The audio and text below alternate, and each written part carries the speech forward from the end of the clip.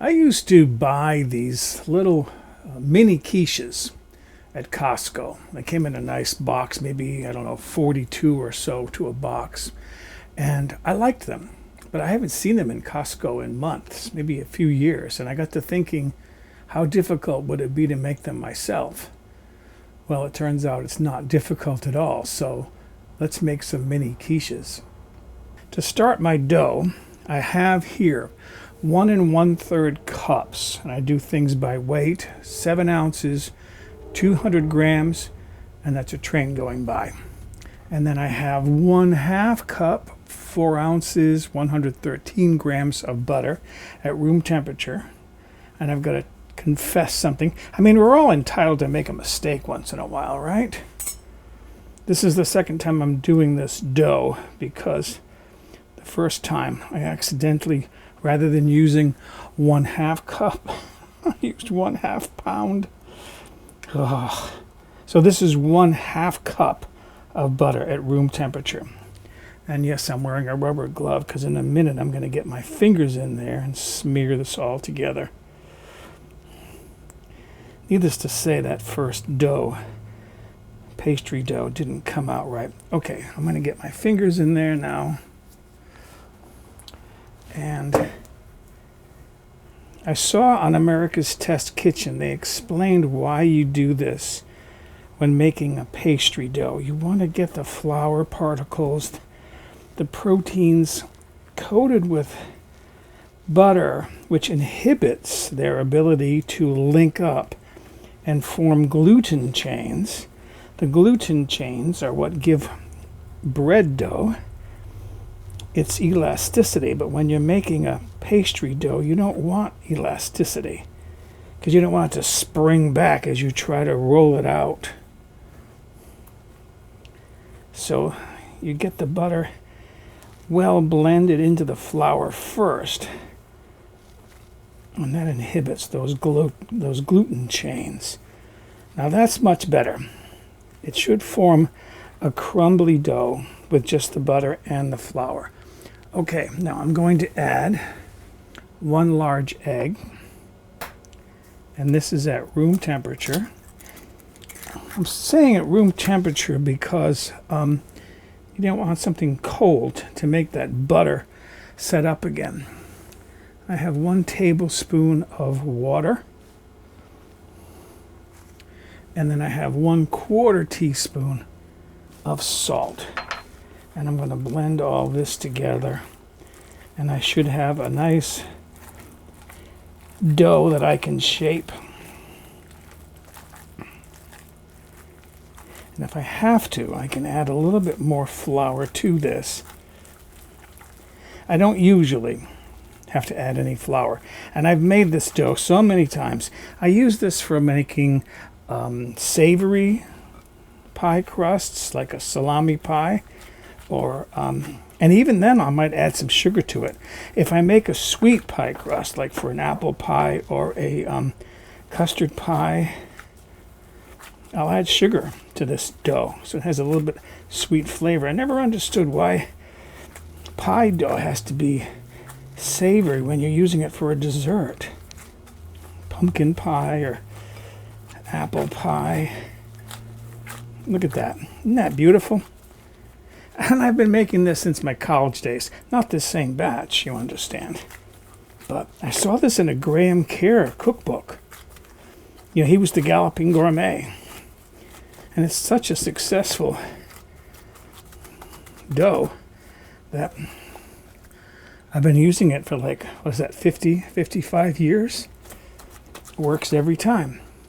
So I'm going to wrap this in plastic and set this aside as I prepare the filling. What I have here is 1 large onion. This came in at about 9 ounces, 255 grams. That was a yellow onion. I've got a tablespoon of butter in this skillet. I'm going to be adding about a tablespoon of olive oil, regular cooking olive oil, pure olive oil, not extra virgin. And I'm going to be frying these until they're well cooked and starting to turn brown. I want them to be like a golden brown. So there are my onions. You can see how they might look darker in that video, but they're lightly browned. And that took about 13 minutes. I figured 10 to 12. I went an extra minute. So, and that was over, start at medium-high heat, and then reduce the heat as they start to dry out. And then I've got some prosciutto. Now you can use 3 slices of prosciutto.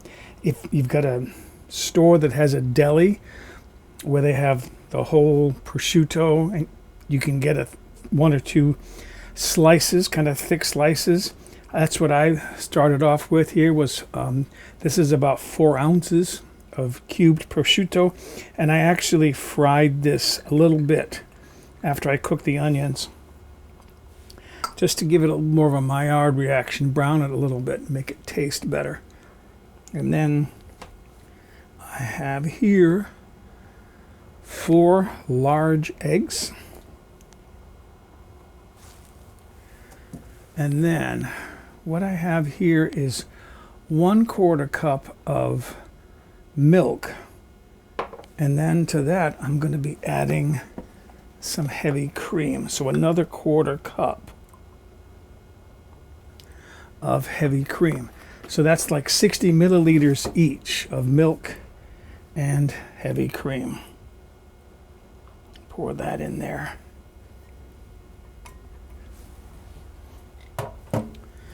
Okay, 1 tablespoon of flour. That's just all-purpose flour. And then I have a 1/4 teaspoon.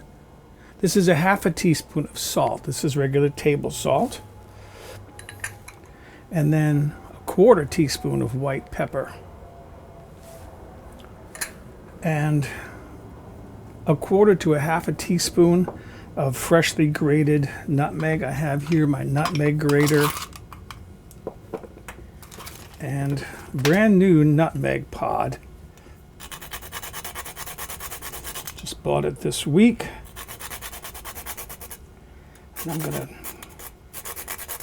try to grind up maybe a 1/4 to a 1/2 teaspoon of freshly grated nutmeg in there. I think that adds a nice flavor.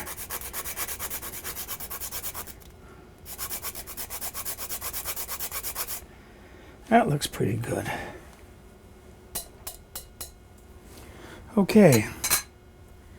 And then finally, put my nutmeg away. This is 3 ounces or 85 grams of Gruyere cheese. I'm actually using Dubliner cheese because I saw online where that's a good substitute for Gruyere.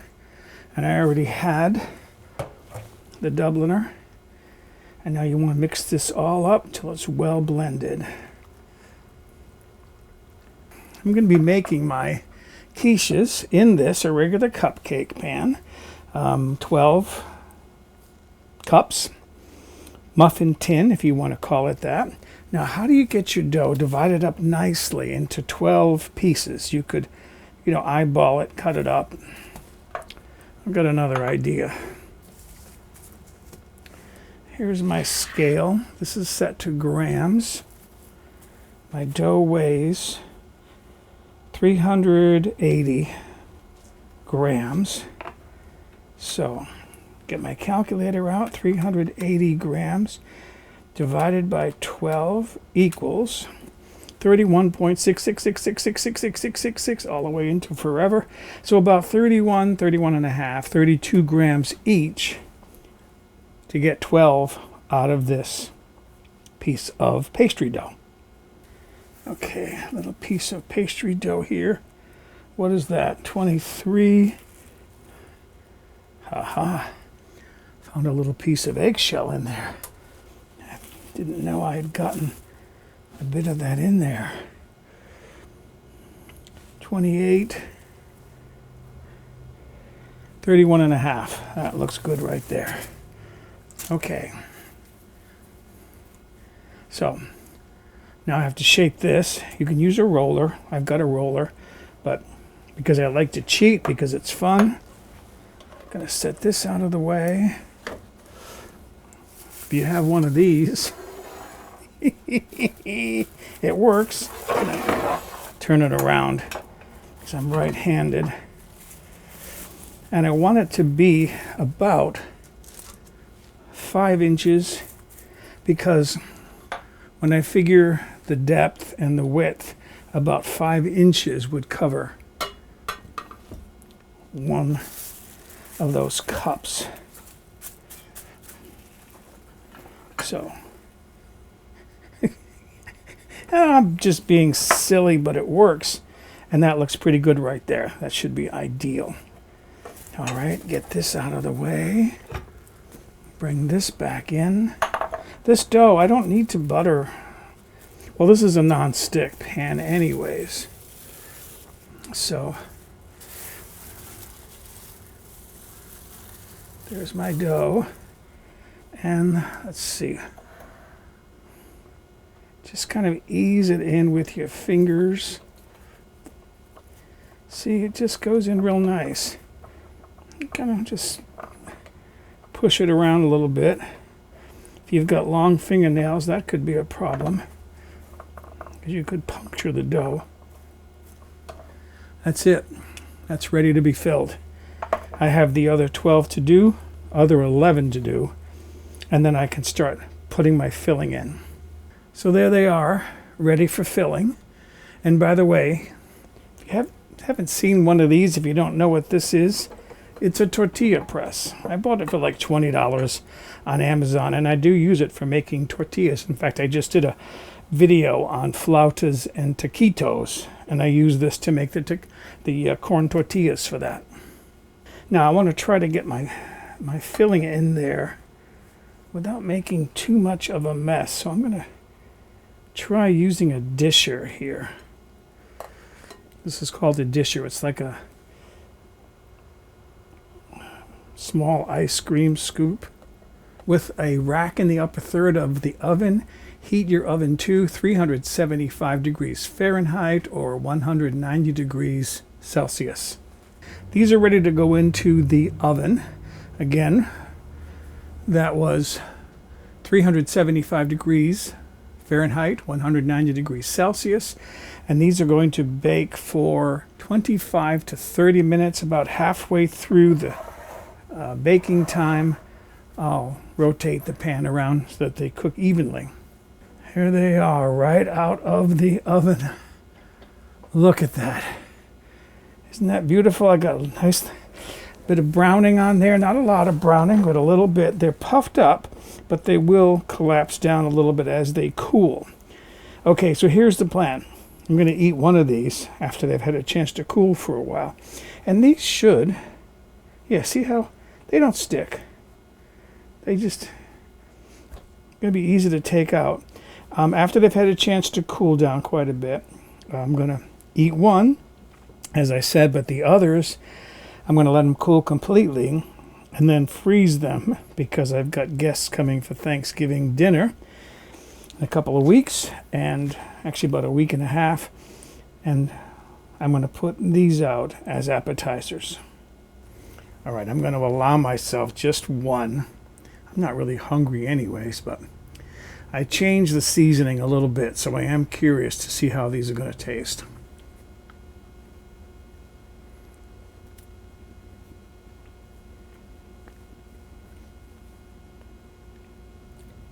Wow.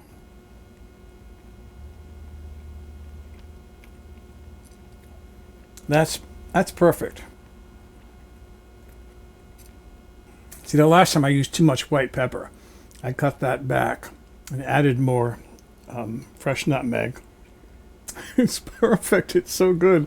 Excuse me for being so pleased with my own work, but